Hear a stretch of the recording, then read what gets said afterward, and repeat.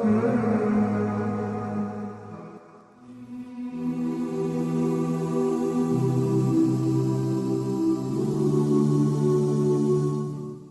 ونصلی علی رسولہ الکریم، اما بعد فاعوذ باللہ من الشیطان الرجیم، بسم اللہ الرحمن الرحیم۔ حضرت ابو ہریرہ رضی اللہ تعالیٰ عنہ راوی ہے کہ رسول اللہ صلی اللہ علیہ وآلہ وسلم نے فرمایا، ان دنوں میں سے کہ جن میں سورج طلوع ہوتا ہے سب سے بہترین دن جمعے کا ہے۔ اسی دن حضرت آدم علیہ السلام پیدا کیے گئے اور اسی دن وہ بہشت میں داخل ہوئے اور اسی دن انہیں بہشت سے نکالا گیا اور زمین پر اتارا گیا، اور قیامت بھی جمعے ہی کے دن قائم ہوگی۔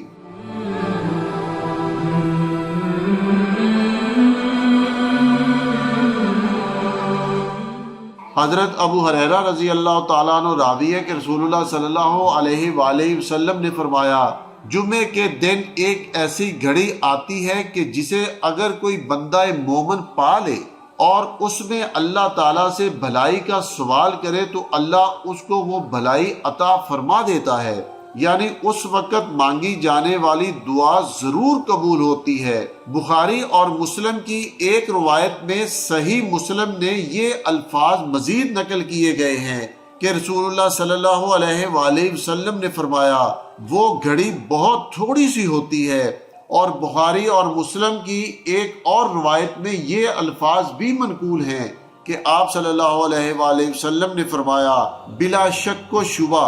جمعہ کے روز ایک ایسی گھڑی آتی ہے کہ جسے اگر کوئی بندہ مومن جو نماز کے لیے کھڑا ہو اگر وہ اسے پا لے اور اللہ سے بھلائی کے لیے دعا کرے تو اس کو اللہ وہ بھلائی ضرور عطا فرما دیتا ہے۔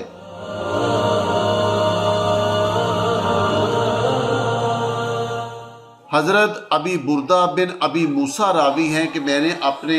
والد مکرم حضرت ابو موسیٰ سے سنا تھا، وہ فرماتے تھے کہ میں نے سرتاج دو عالم صلی اللہ علیہ وآلہ وسلم کو جمعے کے دن کی قبولیت والی گھڑی کے بارے میں فرماتے ہوئے سنا ہے کہ وہ گھڑی خطبے کے لیے امام کے منبر پر بیٹھنے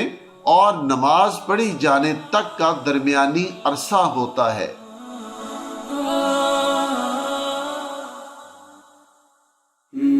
حضرت انس راوی ہیں کہ سرتاج دو عالم صلی اللہ علیہ وآلہ وسلم نے فرمایا، جمعے کے دن کی اس گھڑی کو کہ جس میں دعا کی قبولیت کی امید ہوتی ہے، اس گھڑی کو عصر کے بعد سے غروب آفتاب تک تلاش کرو۔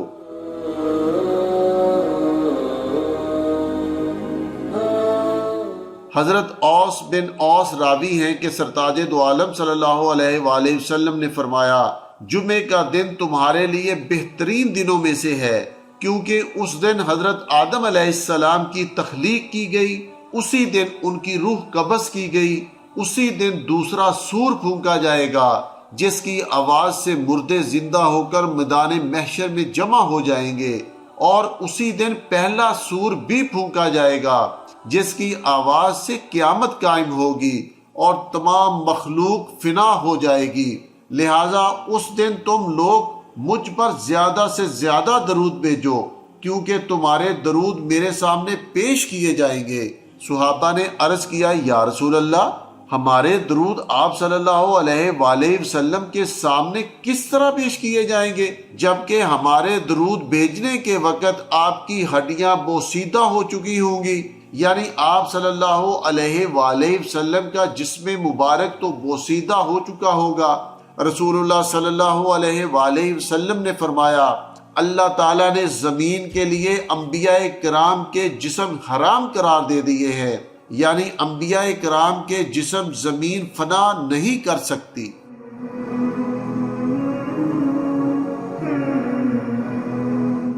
حضرت عبداللہ ابن عباس رضی اللہ تعالیٰ عنہ کے بارے میں منقول ہے کہ انہوں نے ایک دن یہ آیت پڑھی جس کا مضمون یہ ہے کہ آج کے دن ہم نے تمہارے لیے تمہارا دین مکمل کر دیا، تمہارے اوپر اپنی تمام نعمتیں پوری کر دی، اور ہم نے تمہارے لیے از روئے دین اسلام کو پسند کیا۔ ان کے پاس اس وقت ایک یہودی بھی بیٹھا ہوا تھا، اس نے عبداللہ ابن عباس رضی اللہ تعالیٰ عنہ سے یہ آیت سن کر کہا،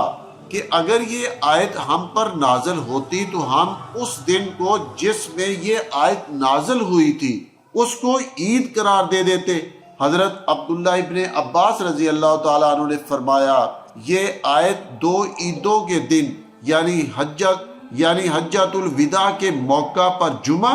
اور عرفہ کے دن نازل ہوئی ہیں۔ وما علینا الا البلاغ المبین۔